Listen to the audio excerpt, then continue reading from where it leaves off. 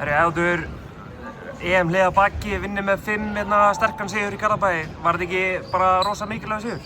Jú, það hver einasta leikur mikilvægur hjá okkur núna. Þau eru bara upp á líf af þau núna síðustu núna 1,5 mánuðinn. Þannig að jú, sjálfsögðu bara lífsnauðsynlegir punktar.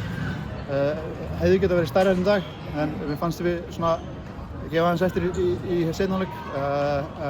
En við sögðum það fyrir leik, við tökum bara 2 punkta hérna sama hvernig, þannig að við erum bara mjög sáttir.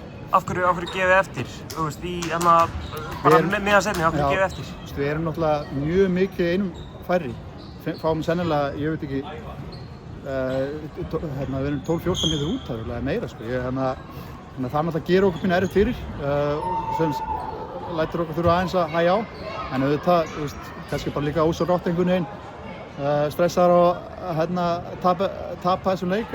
Við viljum bara vinna, sama hvernig, sigla þessu heim og þá ósjálfrátt kannski hægist aðeins á þessu og svo náttúrulega líka bara, þetta er fyrsti leikur í langa tíma og við höfum ekki fengið neitt æfingarleik, þannig að hugsaðu líka kannski bara smá þreyta en við erum ekkert að skilja okkur baka það.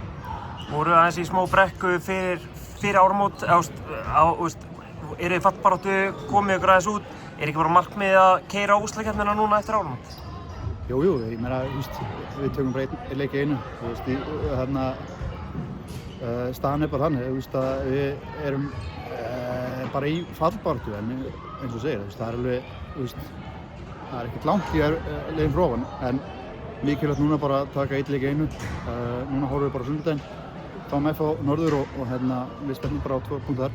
Þú varst með 11 í dag, ánægður með þinn leik? Það er alltaf gaman að skora. En mikilvægast náttúrulega bara að taka 2 stig. Kári Kristján var í EM-stofunni í janúar. Hvar æfði hann á meðan þið voru fyrir norðan að æfa, veistu það? Já, hann var alltaf, ég held að hann var að hreyfa sig á hverjum degi og enda sést á honum. Hann er í toppformi. Hann var að æfa með liðum fyrir sunnan og hann er að nýta betur færin í leiknum. En það kemur, það er kannski svona smá rykar eftir setuna í stofunni. F á sunnudaginn eins og segir, hvernig lýsar það? Fyrsti heimaleikur eftir áramót? Já, bara það er hver einstu leikir skemmtilegur, og sérstaklega heima. Við vonum bara, við fáum alltaf okkar fólk og núna eru 2 dagar á milli og við ætlum bara að nýta þá vel, ná okkur eftir hennan og svo bara koma dýrvitleysir á sunnudaginn og eins og stefnum á 2 stig.